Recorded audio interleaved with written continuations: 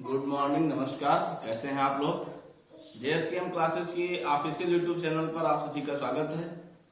आज हम हिंदी भाषा के बारे में अध्ययन करेंगे। हिंदी भाषा में हमारा आज विषय है सर्वनाम, जिसे प्रोनाउन भी कहा जाता है। सर्वनाम जैसा इसका नाम है उसी प्रकार से इसका काम भी है। सर्व अर्थात सभी का और नाम अर्थात नाम। सर्वनाम का जब सदविच्छेद करेंगे, सर्वनाम अर्थात सभी का नाम। शाब्दिक अर्थ क्या होगा? सबका नाम। अर्थात हम यह कह सकते हैं सर्वनाम का शब्द का जो अर्थ है नामों अर्थात संज्ञाओं के स्थान पर प्रयुक्त हो सकता है। कितनी भी संज्ञाएं हो, जो भी संज्ञा हो, जो भी नाम हो, उन सभी नामों के स्थान पर प्रयुक्त होने वाला शब्द क्या है? सर्वनाम है। इसीलिए इसका नाम रखा गया है सर्वनाम अर्थात सभी नाम। सभी नामों के स्थान पर, सभी नामों के स्थान पर प्रयुक्त हो सकता है, उसे हम सर्वनाम कहते हैं। और यह शब्द संज्ञा की तरह विकारी शब्द होते हैं। जैसे संज्ञा क्या है? विकारी शब्द है, उसी तरह सर्वनाम भी विकारी शब्द होते हैं। परिभाषा क्या है? संज्ञा के स्थान पर प्रयोग किए जाने वाले, संज्ञा के स्थान पर प्रयोग किए जाने वाले शब्दों को सर्वनाम कहते हैं। संज्ञा के स्थान पर प्रयोग किए जाने वाले शब्दों को सर्वनाम कहते हैं या सर्वनाम कहा जाता है ना? जैसे हम, मैं, मुझे, तू, तुझे, तेरा, है ना?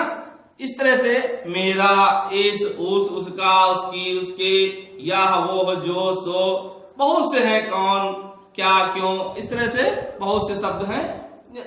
सीधी सी बात हम समझ लें कि संज्ञा के स्थान पर जिन शब्दों को रखने से हमारा काम चल जाए, वो सारे के सारे शब्द सर्वनाम कहलाते हैं, है ना?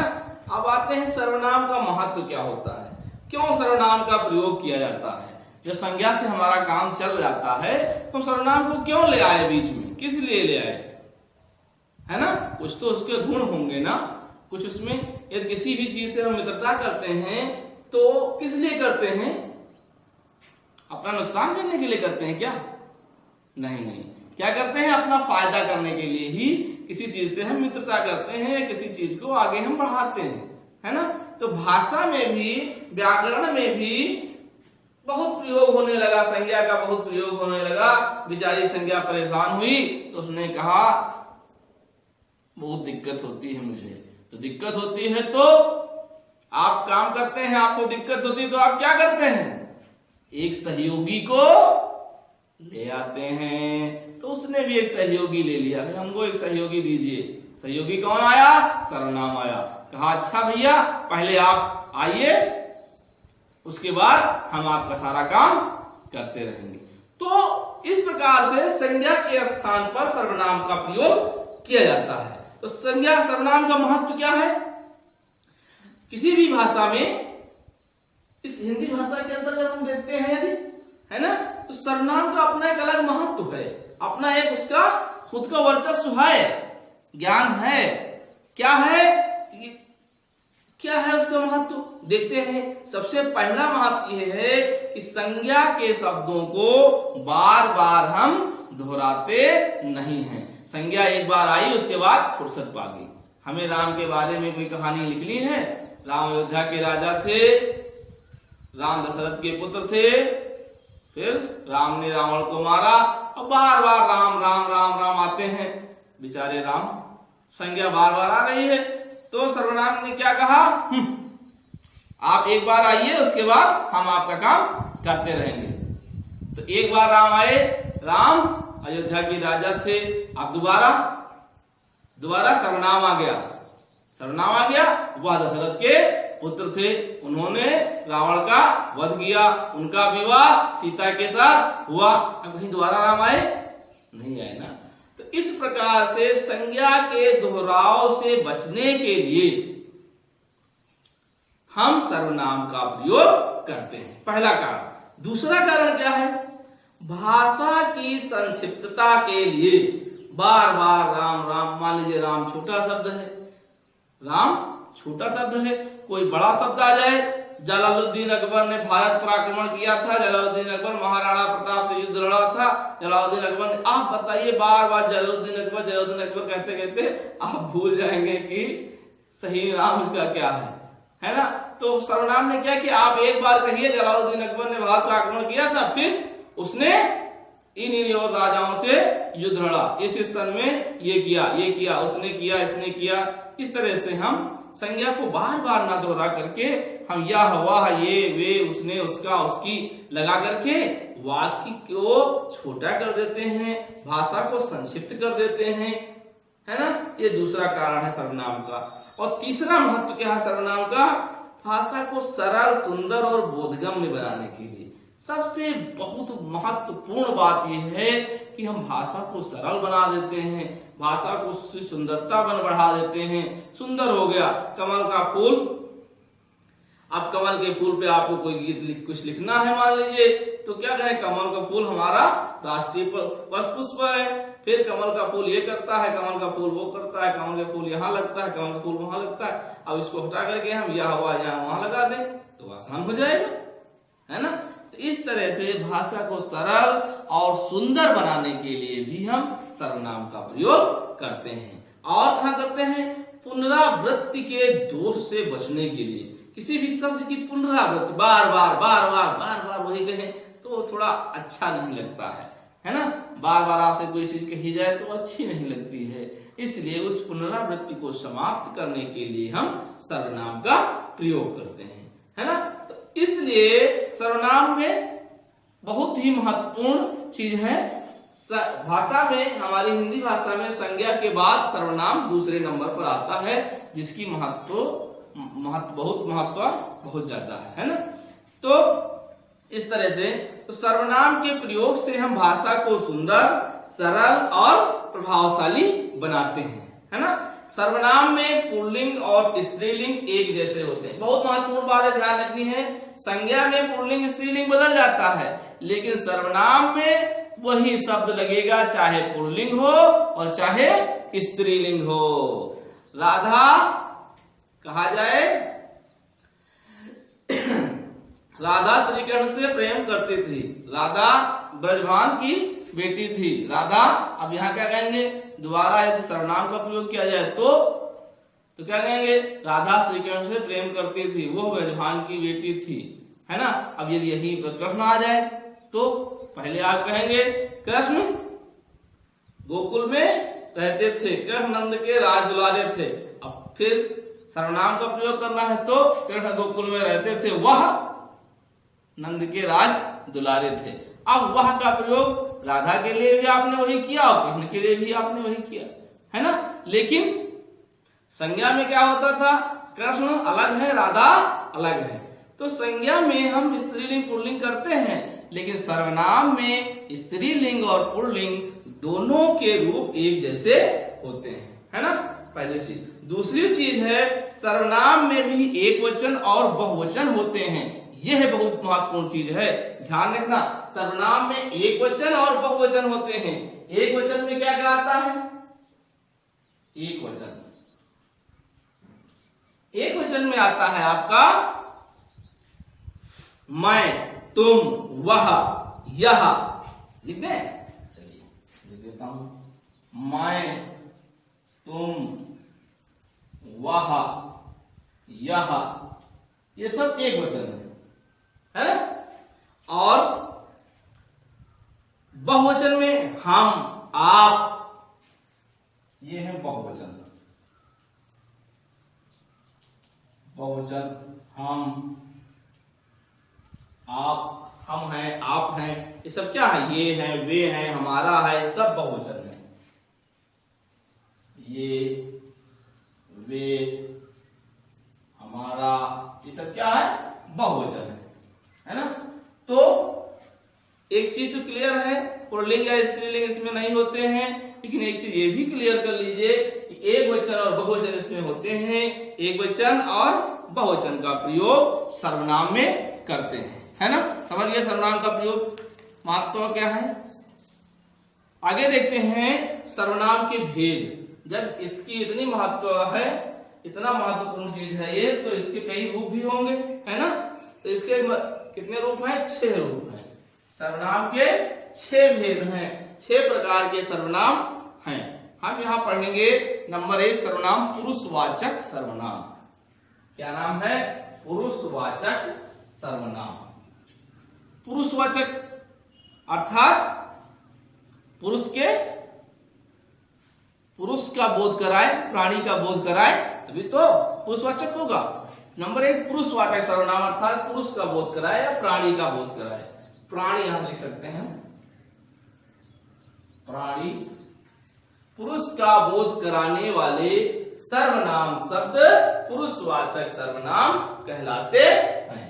प्राणी या पुरुष का बोध कराने वाले सर्वनाम शब्द पुरुषवाचक सर्वनाम कहलाते हैं। और यह सर्वनाम 3 प्रकार के होते हैं, उत्तम पुरुष, मध्यम पुरुष और अन्य पुरुष।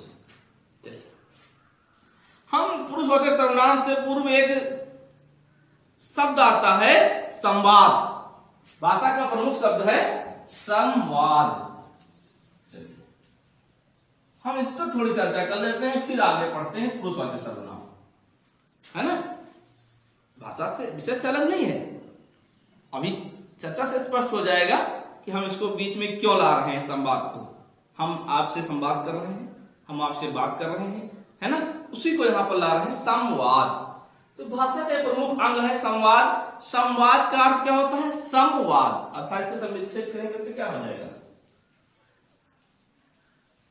संवाद, या ये कह सकते हैं समयकवाद, है ना। शाब्दिक अर्थ क्या है? समयकवाद अर्थात बातचीत। तो बातचीत करने के लिए कम से कम कितने व्यक्ति होते हैं बताइए? कम से कम 2 व्यक्तियों का होना आवश्यक है। पहला बोलने वाला और दूसरा सुनने वाला। वक्ता और श्रोता, जब तक 2 लोग नहीं होंगे तब तक कोई भी वाद विवाद नहीं हो सकता, कोई बातचीत नहीं हो सकती है ना। अब तीसरी बात क्या है? तीसरा व्यक्ति भी होना आवश्यक है। क्यों? क्योंकि वक्ता जो है वो श्रोता के बारे में तो कहेगा नहीं। कोई बात कहेगा तो किसी चीज के बारे में कहेगा, है ना। वक्ता जो बात कर रहा है तो श्रोता से जब बात कर रहा है तो किसी चीज के बारे में बात कर रहा हो। जैसे हम आपसे बात कर रहे हैं तो हिंदी भाषा के सर्वनाम के बारे में बात कर रहे हैं। तो वक्ता और श्रोता 2 तो हैं ही हैं, इसके अलावा तीसरा व्यक्ति भी है जिसके बारे में हम बात कर रहे हैं। यही आपका ध्यान केंद्रित करना है केवल एक, बस वक्ता श्रोता के साथ में तीसरा अनुपस्थित व्यक्ति जो है जिसके बारे में हम बात कर रहे हैं वो अनुपस्थित है। वक्ता श्रोता तो है, वक्ता बोल रहा है, श्रोता सुन रहा है, लेकिन जिसके बारे में बोल रहा है वो व्यक्ति अनुपस्थित है, लेकिन वो व्यक्ति है, तीसरा व्यक्ति भी है, वो व्यक्ति अनुपस्थित है। संवाद, है ना।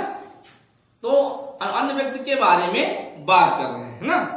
तो ऐसी जो स्थिति आती है तो तीनों व्यक्ति, पहला वक्ता, श्रोता और तीसरा अनुपस्थित व्यक्ति, तीनों जो व्यक्ति हैं, है ना, उनके लिए जिन सर्वनाम शब्दों का हम प्रयोग करते हैं वो सर्वनाम पुरुषवाचक सर्वनाम कहलाते हैं। समझ गए हमने क्यों इसको जोड़ा था यहाँ पे? यह समझाने के लिए कि पुरुषवाचक सर्वनाम में 3 लोग होते हैं तभी वो पूरा काम हो पाएगा। एक वक्ता होगा, दूसरा श्रोता होगा और तीसरा अन्य होगा जिसके बारे में हम बात कर सकते हैं, है ना। तो जो वक्ता जो बोल रहा है वो उत्तम पुरुष, और जो सुन रहा है वो मध्यम पुरुष, और जिसके बारे में बात की जा रही है वो अन्य पुरुष। बहुत आसानी से समझ लीजिए, ये जो बोल रहा है वक्ता है वो उत्तम पुरुष है, जो सुन रहा है श्रोता है वो मध्यम पुरुष है, और जिसके बारे में बात की जा रही है जो व्यक्ति अनुपस्थित है वो अन्य पुरुष है।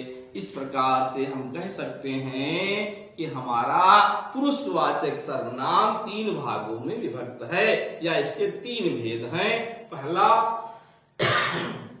उत्तम पुरुष, दूसरा मध्यम पुरुष और तीसरा अन्य पुरुष। समझ गए? यहां तक बात समझ में आई? चलिए आगे देखते हैं उत्तम पुरुष क्या है। उत्तम पुरुष यह है जिन सर्वनाम शब्दों का प्रयोग वक्ता अपने लिए तथा किसी अन्य के साथ संबंध बताने के लिए करता है, उसे हम उत्तम पुरुष कहते हैं। हमने बताया था ना, वक्ता जो है वो उत्तम पुरुष है ना। जो व्यक्ति अपने लिए अथवा अपने किसी अन्य के साथ अपना संबंध प्रकट करने के लिए जिन शब्दों का प्रयोग करता है वो उत्तम पुरुष कहलाते हैं। जैसे मैं, हम, मेरा, हमारा, क्या है, ये सब उत्तम पुरुष है ना। तो बोलने वाला अपने लिए जिन सर्वनामों का प्रयोग करेगा वो सारे के सारे सर्वनाम हम उत्तम पुरुष के अंतर्गत लिख देंगे। जो बोल रहा है, मैं, हम, मेरा, हमारा, मुझे, कुछ भी कह दिया, अपने लिए कोई प्रयोग कर रहा है तो वो सारे के सारे उत्तम हो गए। अब मध्यम की बात आती है। अब आप समझ गए होंगे मध्यम में किसके लिए है। हाँ, सही समझा आपने। मध्यम किसके लिए है? वक्ता के बाद किसका नंबर आता है? श्रोता का, है ना। तो वक्ता या लेखक जिससे अपनी बात कहता है, उसके लिए जो शब्द प्रयुक्त हो वो सारे के सारे शब्द मध्यम पुरुष कहलाते हैं। कितना आसान। हम बोल रहे हैं, हम वक्ता हैं, अपने लिए जो कुछ कहेंगे वो उत्तम पुरुष, तुम सुन रहे हो, तुम श्रोता हो, तुम्हारे लिए जो शब्द कहेंगे वो सारे मध्यम पुरुष। कितना आसान है। तो उत्तम पुरुष में क्या क्या हो सकता है? उत्तम पुरुष में लिख देते हैं, इसको उठा दें। उत्तम पुरुष में आता है मैं, हम, हमारा, मेरा, अपने लिए आप कुछ भी कह सकते हैं, तब उत्तम पुरुष है ना। और मध्यम पुरुष में क्या आता है? तू, तुम, तुम्हारा, ये सब क्या है? मध्यम पुरुष है ना। जिससे अपनी बात हम कह रहे हैं वो सब मध्यम पुरुष मध्यम पुरुष है। जैसे ये कहा जाए तुम अपना कार्य करो, तुम भोजन खाओ, तुम यहां से चले जाओ, तुम ये करो, तुम वो करो, तो ये सब क्या है? मध्यम पुरुष है ना। अन्य पुरुष में क्या है? आप चलिए, वक्ता हो गया, श्रोता हो गया, अन्य में क्या आता है? जिसके बारे में वो बात कर रहे हैं और वो अनुपस्थित है ना। ये तो था ना। तो क्या है? किसी अन्य के लिए जिन सर्वनाम शब्दों का प्रयोग करते हैं उसे हम अन्य पुरुष कहते हैं। जैसे वह, वे, ये सब क्या है? अन्य पुरुष है ना। वह आ जाए या वे आ जाए या उसे आ जाए, उन्हें आ जाए, लिख दें सर, उसे, उन्हें, इस तरह से जो शब्द आते हैं वो सारे शब्द अन्य पुरुष कहलाते हैं, है ना। वह, वे, उसे, उन्हें, उसका, उनके, उसकी, इस तरह के शब्द जो आते हैं उसे हम अन्य पुरुष कहते हैं। तो जिन सर्वनाम शब्दों का प्रयोग वक्ता या श्रोता के अलावा किसी तीसरे व्यक्ति, जो अनुपस्थित था, तीसरे व्यक्ति के लिए किया जाता है उसे हम अन्य पुरुष कहते हैं, है ना। समझ गए इतना? एक बार फिर से देख लेते हैं। सर्वनाम का अर्थ क्या है? सभी का नाम, अर्थात सर्वनाम, सभी का नाम अर्थात सभी नामों के स्थान पर प्रयुक्त किया जाने वाला शब्द सर्वनाम कहलाता है। और यह एक विकारी शब्द है ना। हमने ये तो पढ़ा था। और क्या पढ़ा? सर्वनाम का महत्व। सर्वनाम का महत्व क्या है? सर्वनाम के प्रयोग से हम संज्ञा को बार बार प्रयोग करने से बच सकते हैं। सर्वनाम के प्रयोग से हम भाषा को सरल, सुदृढ़ और प्रभावशाली बना सकते हैं। सर्वनाम के प्रयोग से हम भाषा को संक्षिप्त कर सकते हैं। सर्वनाम के प्रयोग से हम पुनरावृत्ति के दोष को खत्म कर सकते हैं, है ना। अब सर्वनाम का प्रभाव क्या होता है? सर्वनाम के प्रभाव से भाषा सुंदर सरल हो जाती है। लेकिन एक चीज क्या है, सर्वनाम में पुल्लिंग और स्त्रीलिंग एक ही होता है। एक ही शब्द वो पुल्लिंग में भी हम प्रयोग कर सकते हैं और स्त्रीलिंग में भी प्रयोग कर सकते हैं। दूसरी चीज हमने क्या सीखी, सर्वनाम में वचन अलग अलग होते हैं। एक वचन में मैं, तुम, हम, ये, वो, मेरा, उसा, उसके कहते हैं, और बहुवचन में हम, आप, ये, वे, ये सब बहुवचन में प्रयोग किए जाते हैं, है ना। तीसरा क्या था, सर्वनाम के भेद। सर्वनाम के कितने 6 भेद हैं। पहला भेद है पुरुषवाचक सर्वनाम, जिसमें पुरुष जाति का या प्राणी या पुरुष का बोध कराने वाले सर्वनाम शब्दों का प्रयोग किया जाता है।